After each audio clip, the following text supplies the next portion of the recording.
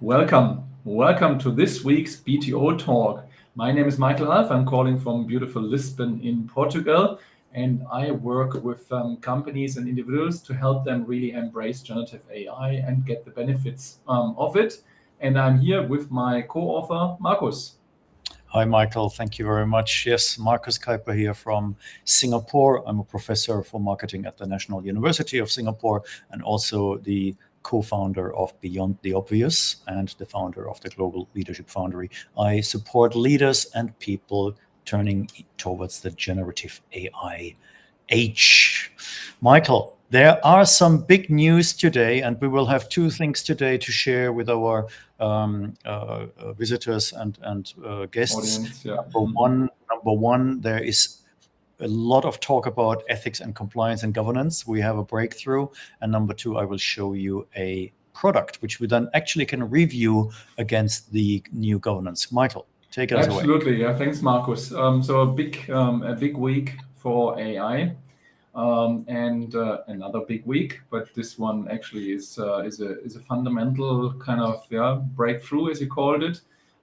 So especially in Europe, for the European companies and users, because the EU Parliament basically passed the AI Act as a law regulating artificial intelligence. It's called the AI Act, and it basically ensures safety and compliance with fundamental rights while boosting innovation.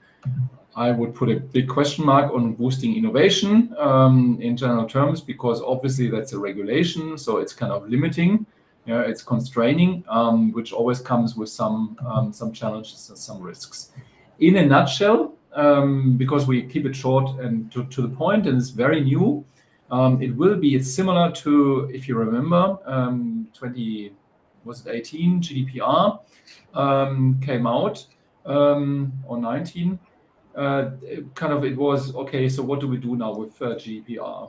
And it was across everyone was looking at it. Interestingly, non-European companies have to comply to GDPR as well. And here now you have the AI Act, and it really makes a distinction between so-called banned applications and high-risk systems and kind of regular systems.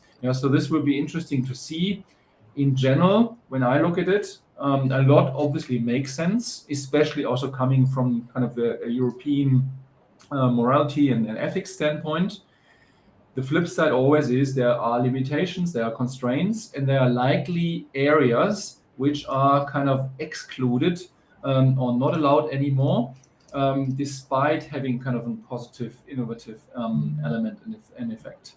So it's just it moves so fast. So we will see as we go the application of that law. What does it actually mean? What is allowed? What is not allowed? And how can it be improved? So that's in a nutshell. So really keep in mind, so there are different category levels, if you like, of systems.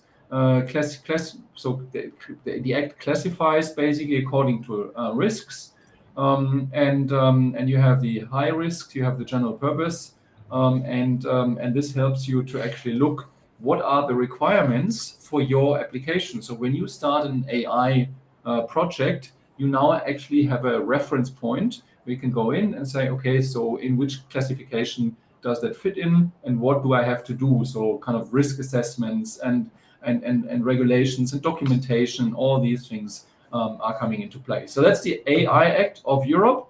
The US and China, as the large two AI users, providers, do not have such a thing at the moment.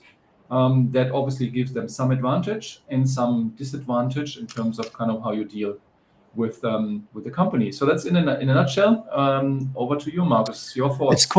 It's quite astonishing that Europe, in this case, really seemed to work fast, Michael. And when we look at the GDPR, it's worldwide, around the world, it is recognized as the tightest privacy law in the world. And for the ones who may not know, if you happen to deal with a customer coming from a European country, you automatically have to follow GDPR. So the protection is for anyone who comes, or any company who comes from Europe. Do you see, what is your expert opinion? Do you see a leadership role in this for anything coming our way in the future? That's a great question. I think it's what we see. I think we see Europe tries to kind of shape its role on the world stage. Yeah, and that's the purely political innovation world stage. I'm not talking about other things. And it tries to identify kind of these values, ethics, which are kind of typical European, which also make kind of Europe different. And I think that brings actually quite a unique positioning. And there is an opportunity, especially for the European market, obviously. Yeah, so and you see a little bit of that when you look at the LLMs, the software solutions. Yesterday I got one AI Airtable, which actually we presented some sessions ago. Yeah, powerful tool. Now has the option to actually tick the box that actually the database sits in Europe, in Germany, yeah, in the AWS center in Frankfurt. So it's kind of delineation of US and Europe. You see kind of that development already happening, that there's a unique flavor to these things out of Europe. And I think they add value to the overall discussion. At the same time, they do limit some of the activities. You know? So you can do obviously less than the US and especially China, really to call out kind of the two big players in the world, on the world stage. So I think it's a good way where Europe is heading overall. So I think there's an opportunity. I do see kind of that innovation and the speed of change at risk, and that's both kind of in this space and in others. I think we have a lot of researchers and excellent minds, to really be at the forefront, and hopefully that's not kind of restraining that too much, so that actually this can come up and really innovative products are the results of it. Very interesting. We will certainly keep our eyes on the European market and the startup scene for you. So moving on, Michael, we have a product. It's called Read.ai. We promised you that we are testing products ourselves, and we do this. So what you can see here is a tool which could be activated in your Zoom call. And in this case, this is a real example. Let me just go into it in order to show you. In this real example, this is the result of a Zoom call I had with a couple of students on their project. And this is what automatically gets produced minutes after you finished a 45-minute Zoom call. I have not edited anything. I have not removed anything. I didn't change the dashboard. So what you see here is actually a summary of the meeting immediately, and it's a very, very fair summary of what we discussed about a project the students have to do. And it has chapters and topics beautifully and very accurately described. No one was typing anything, ladies and gentlemen. Action items, and then key questions and notes, and even keywords, who were the speakers, and then it goes into the details. What I would like to share with you on top of that is that you can actually see the sentiment here. The READ score, READ stands for the product, not reading. The score is, it was an 81% good meeting.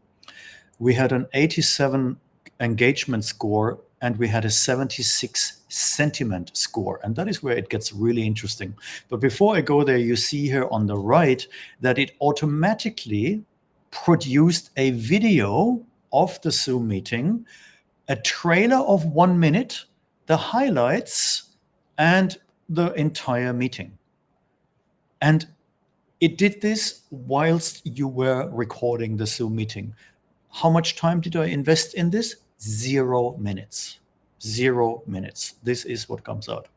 Now, let's look at the at the participation here, it shows that the speaker, Markus in this case, being the professor, had a 66% participation. Let's not use this example then. Let's say you have a discussion group or a real seminar, Michael, then you actually can see how many people have been participating and who who was actually paying attention. The standings is the participant score, the engagement score, the sentiment score, the charisma. It analyzes whether you as a speaker had charisma. And you can see something called coaching here, which you only get when you buy the license for the premium, of course. The coaching would then give you hints on, in order to improve your charisma, Michael, maybe you use a different intonation or a different way. It also looks at your bias, whether you are positively or negatively reacting to others. And how does it do that, Michael? It checks your biometrics. It looks at your biometrics and shows here your read score, engagement, and sentiment, how this went all up. And this score, ladies and gentlemen, is based on your biometrics of the participants. Michael, question to you. How do you think this will go down with the new European regulations?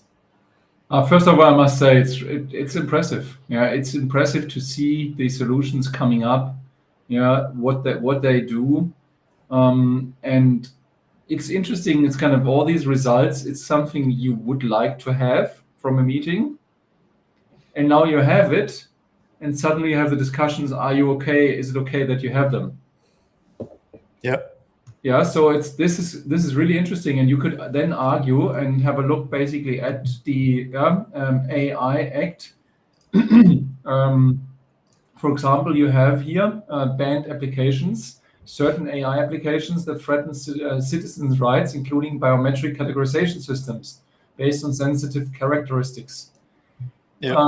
So you automatically have the discussion, well, is that kind of falling in this category? Yeah, because if you do that during an application process, for example, you might argue, this is allowed or not allowed. I think what we will see is more like the use cases, because there's an obvious use case that it should be okay, because it's kind of adding value to the process and to the company if you know a little bit more and can reflect on that.